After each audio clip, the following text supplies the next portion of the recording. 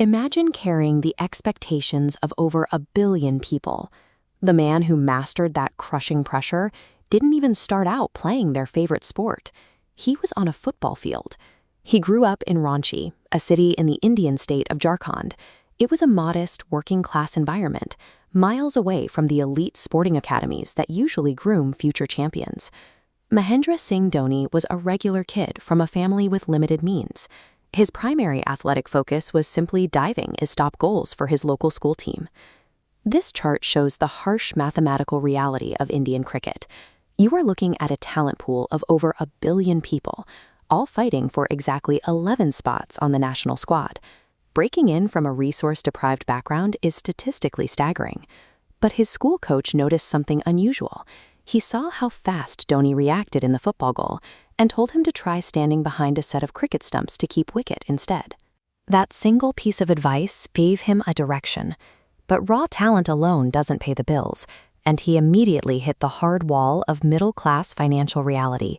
To secure his family's financial stability, Dhoni took a job with the Indian Railways as a traveling ticket examiner. The daily reality was exhausting. He spent hours on his feet, navigating the chaotic, overflowing crowds of intensely busy railway platforms. What little free time he had, he guarded fiercely. After a grueling railway shift, he headed straight to the field to run through drills in complete isolation.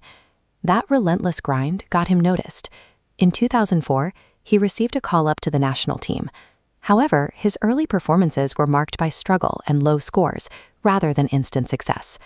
Then came a historic match, where he hammered 148 runs in a single innings. The global cricketing world was suddenly forced to acknowledge his raw power.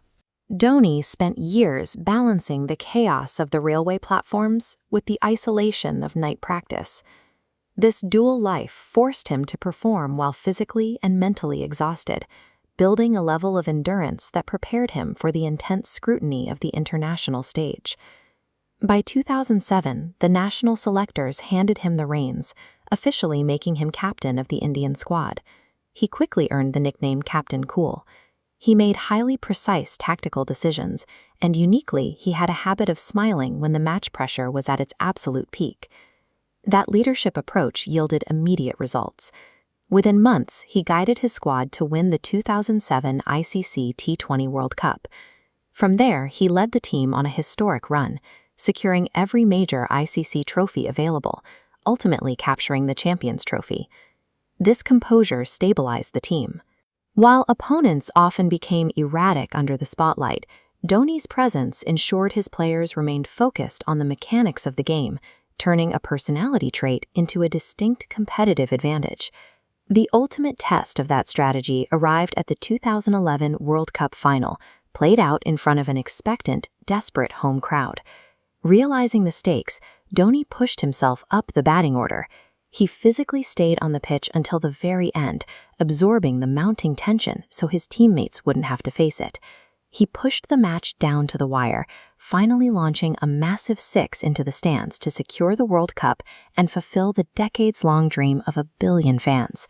Yet at the absolute peak of global superstardom, he refused to display an ounce of arrogance. In the celebrations that followed, and in every victory after, he would hand the trophy to his younger players and quietly step to the edge of the team photo. Putting his team in the spotlight elevated his status from a great athlete to a true leader. A fast reflex got him onto the field, but it was the persistence he developed in the shadows of the railway that kept him there.